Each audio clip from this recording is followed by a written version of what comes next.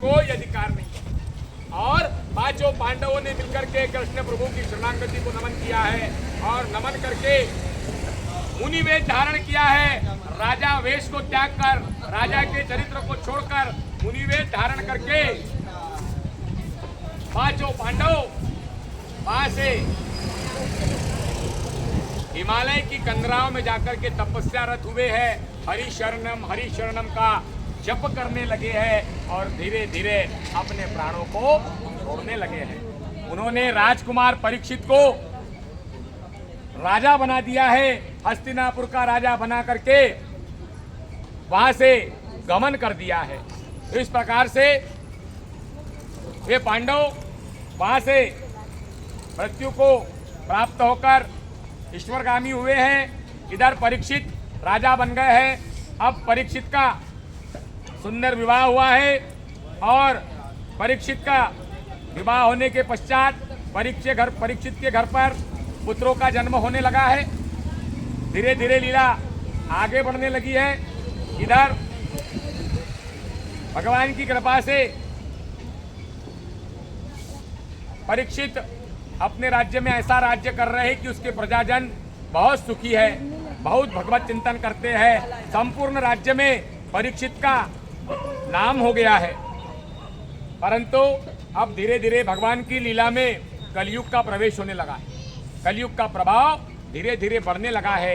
एक दिन राजा परीक्षित अपने घोड़े पर सवारी करने के लिए निकले हैं और निकलते ही नगर के बाहर जाने पर सुदूर वन में उनको एक बैल दिखा है जिसके 3 पैर ही नहीं है और गौ माता वहां पर खड़ी होकर रोने लगी है। उनको ऐसा रोता हुआ देखकर परीक्षित रुके हैं और रुक करके उन्होंने गौ मैया को नमस्कार किया है और प्रश्न किया है कि हे गौ माता, तुम इस प्रकार क्यों रो रही हो, क्या दुख है? तब गौ माता ने कहा कि मैंने गौ का रूप धारण किया है, मैं पृथ्वी हूँ और ये जो बैल आप देख रहे हैं ये बैल धर्म है जिसके 4 पैर है, परंतु 4 पैरों में से 3 पैर अपने आप ही दूर हो गए हैं। तप, पवित्रता, दया और सत्य ये कलयुग में आते हैं, परंतु तप पवित्रता समाप्त हो गए हैं और केवल सत्य बचा है। इसलिए महाराज हम बहुत दुखी है। बोले ऐसा किसने किया? तो बोले काला पुरुष जो है उसने हमारे ऊपर आकर के प्रहार किया है। उस काले पुरुष का नाम कलयुग है। जैसे ही कलयुग का नाम परीक्षित भगवान ने सुना है, अपना तलवार उठाई है और उस काले पुरुष को मारने के लिए दौड़े हैं। वह काला पुरुष तुरंत ही परीक्षित भगवान के चरणों में लोटांगन डाल करके नमस्कार करने लगा है और जोर जोर से बोलने लगा है, त्राहिमाम त्राहिमाम त्राहिमाम शरणागति। जैसे ही कोई शरण में आता है तो हम उसको नहीं मारते हैं, अभय दे देते हैं। परीक्षित ने भी अपनी तलवार को नीचे रखा। खड़े हो, तुम कौन हो और इस पृथ्वी को क्यों कष्ट पहुंचा रहे हो?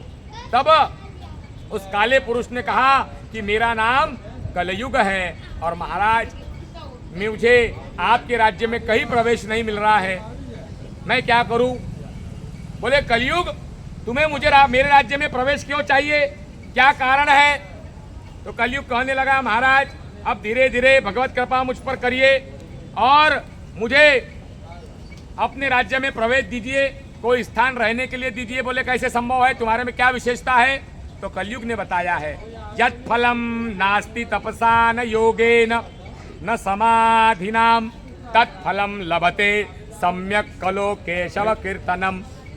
जो फल तप करने में नहीं है, योग करने में नहीं है, समाधि लगाने में नहीं है, वो फल कलयुग में केवल केशव नाम लेने में है, हरि नाम लेने में है, केशव नाम लेने में है। हरि शरणम कृष्ण शरणम श्री कृष्ण गोविंद हरे मुरारी इतना बोल देंगे तो यज्ञ कर्म का फल प्राप्त हो जाएगा। क्योंकि कलयुग केवल नाम आधारा, सुमरि सुमरि नर उतर ही पारा। तुलसीदास भगवान ने श्रीमद् रामचरितमानस में एक चौपाई लिखी है कि कलयुग में केवल नाम आधार है। जितनी बार प्रभु का नाम लोगे, अभी कथा आएगी 6वें स्कंद में अजामिल की, नारायण नारायण नारायण नारायण नाम लिया और उस पापी को भी भगवान विष्णु अपने विमान में बैठाल करके पार्षदों के साथ में लेकर के पहुंचे। तो ऐसा तो भगवान का नाम है, पर केवल मन से, भाव से, श्रद्धा से, आस्था से और विश्वास से लिया गया प्रभु नाम ही हमारे जीवन को सफल करता है, हमारे जीवन को उन्नत करता है, हमारे जीवन को विस्तृत करता है। तो ऐसा ये भगवान का नाम आधार है। प्रभु इस कलयुग में जो नाम लेगा, जो भगवान के नाम का आनंद करेगा, उसके सभी दुखों का अंत हो जाएगा, भगवान की शरणागति उससे प्राप्त होगी। और जब यह बात परीक्षित को पता चली तो परीक्षित बड़े प्रसन्न हुए कि केवल नामस्मरण मात्र से कलयुग में मनुष्य के सभी दुखों का अंत हो जाएगा, तो इससे तो अच्छा कुछ नहीं हो सकता। तो महाराज ने 4 स्थल दिए हैं, बोले तुम 4 स्थल पर जाकर के रह सकते हो। वो स्थल कौन से है? धूतम पानम स्त्रियम सुना यत्रा धर्मश्च चतुर्विधा, जहाँ पर जुआ खेला जाता है, जहाँ पर जुआ खेला जाता है, चौसर लगाई जाती है, पत्ते खेले जाते हैं, सट्टा लगाया जाता है, उस स्थान पर कलयुग को रहने को पहला स्थान दिया।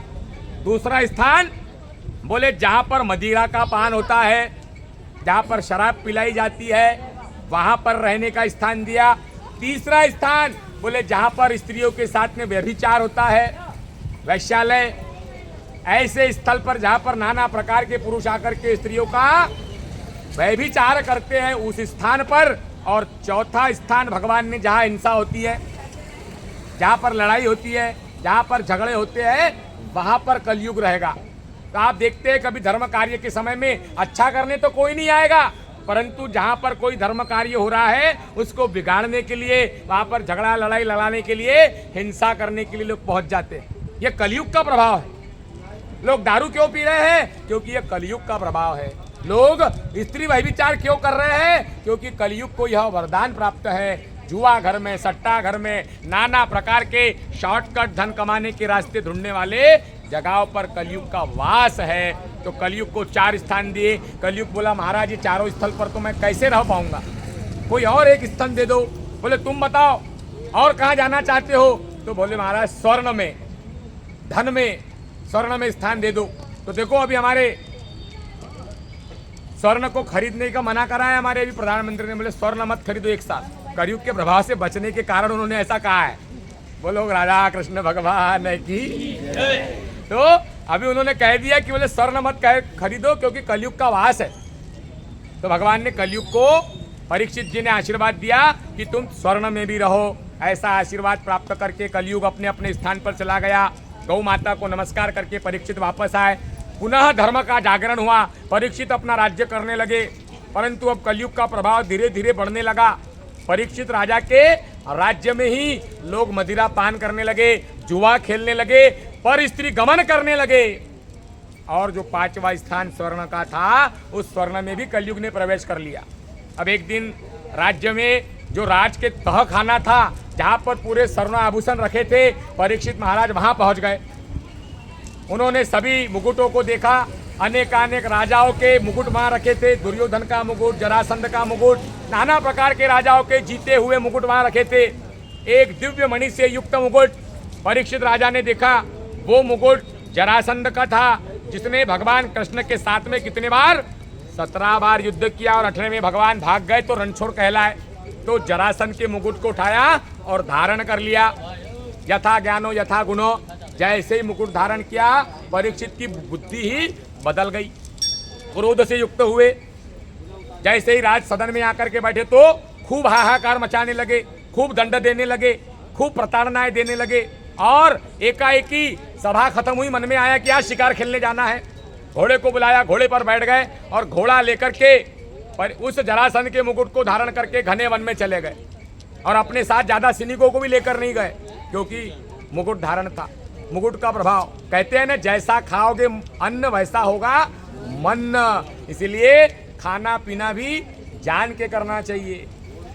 हर जगह पे खाना भी नहीं चाहिए, अपने खाने का भी संयम हमको रखना चाहिए। जिस जगह पे आप रहेंगे उस जगह पे आपका मन भटकते रहता है। तो भटकन क्यों होती है? क्योंकि हम गलत जगह पर भी जाकर के अपना आचरण करते हैं। तो इस प्रकार से परीक्षित महाराज का घोड़ा घने वन में पहुंचा है। परीक्षित महाराज ने एक सुंदर हिरण को देखा है, अपना तीर चलाया है और उस तीर से वे मृत्यु को प्राप्त हिरण को देखने के लिए दौड़ते दौड़ते घोड़े से उतर करके आए हैं, नहीं चलेगा, और घोड़े से आए हैं और घोड़े से आकर के उन्होंने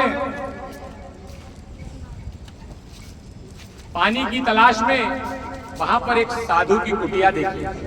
उस कुटिया में शमीक ऋषि आसन पर बैठे हैं।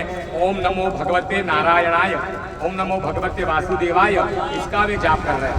आइए हम भी बड़े प्रेम से ओम नमो भगवते वासुदेवाय, ओम नमो भगवते वासुदेवाय, ओम नमो भगवते वासुदेवाय, ओम नमो भगवते वासुदेवाय, ओम नमो भगवते वासुदेवाय, ओम नमो भगवते वासुदेवाय।